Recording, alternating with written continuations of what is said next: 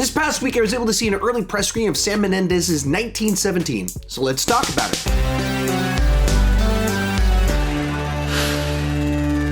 The thing that distinguishes this film is that it's shot to feel like it's one continuous shot from the opening frame until the credits roll, which makes it a very distinct and unique cinematic experience. Before I tell you my take on it, go ahead and tell me, are you excited to see it down below in the comment section? Are you interested in a World War I film? Is it just the experience of a single take war film? Is that what interests you? Let me know down below. With that said, let's get started talking about the good. And the first thing you have to talk about is that this is simply a tremendous cinematic achievement, what they were able to do here in telling a compelling, thrilling, exciting, emotional war story while making it feel like a single take and while it being just packed with absolutely gorgeous shots in cinematography.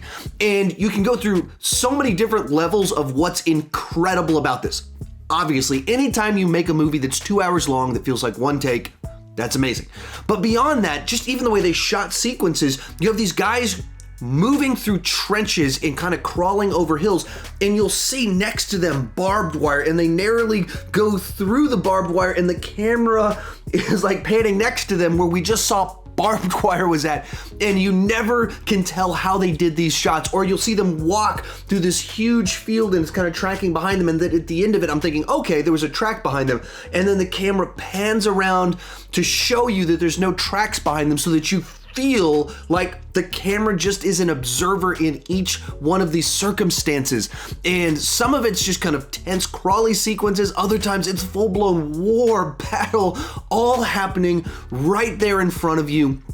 It's incredible what they were able to do here. In fact, as I was watching the movie, I was thinking to myself, if there was an award for the how did they do that this year, this is the movie that should win the how did they do that award, because I was just in awe the whole time at their ability to capture amazing performances, amazing images, all while telling a compelling story in what feels like one take. Another great thing about this film is that while it is a very simple story, it's told with excellence. From the very beginning of the movie, you know exactly what our characters have to do, when they have to get it done by, and what the consequences are if they fail at their mission. The story itself is very simple, but the movie is about the experience of being in those trenches and feeling what they were feeling, the danger, all of that.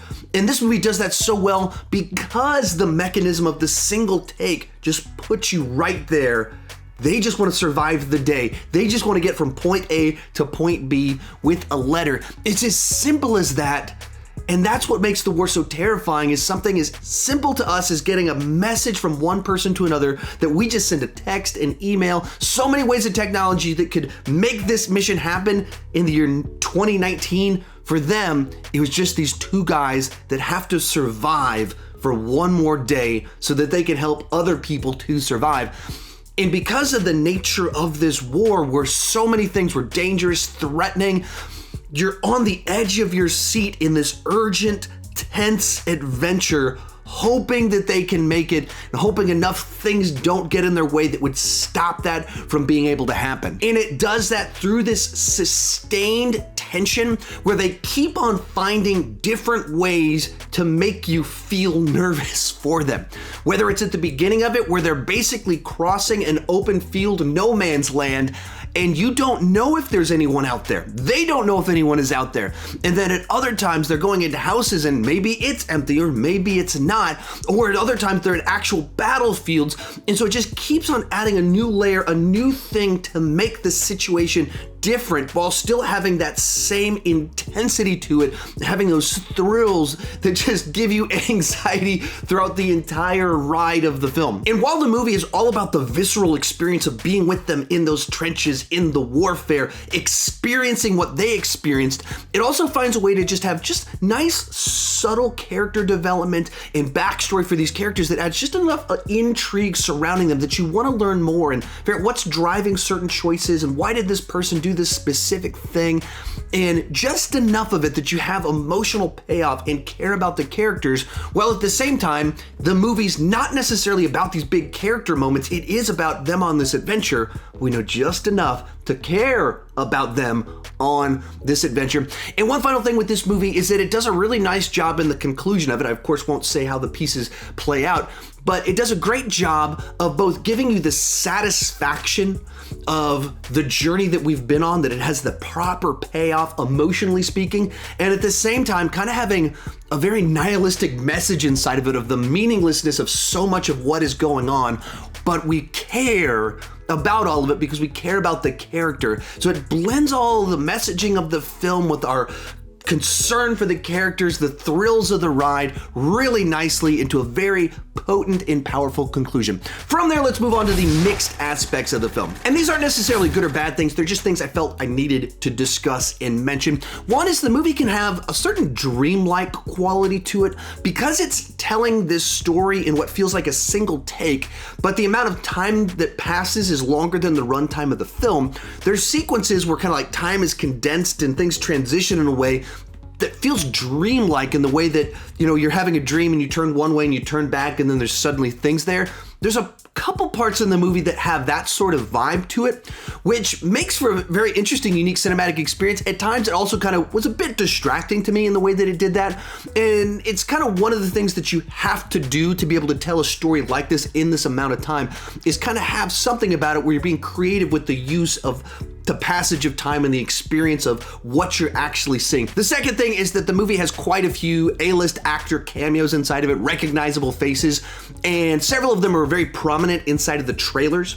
So if you go into this movie thinking that you're gonna get a bunch of Benedict Cumberbatch or a bunch of Colin Firth, that's not really what it is. They're very much cameos. And if you just even think through the nature of the film that you're watching, where it's this single shot movie, basically, our two lead characters meet the cameos in some location and then they move on to the next location and we don't see that person ever again. That's not a spoiler, that's just the inherent nature of the movie. These are very much cameos, so if you go in expecting to see a whole bunch of these A-listers throughout the film, that is not what the movie is like. From there, let's move on to the bad. The only thing here for me is that the inherent nature of this film and the filmmaking was a bit of a distraction to me. When you make a movie that's supposed to be a single take filmmaking, and so I'm thinking about the filmmaking itself, or I'm looking for where the cuts are at. And certain times when things happen, I was like, oh, that's a cut. So once again, I'm paying attention to the filmmaking.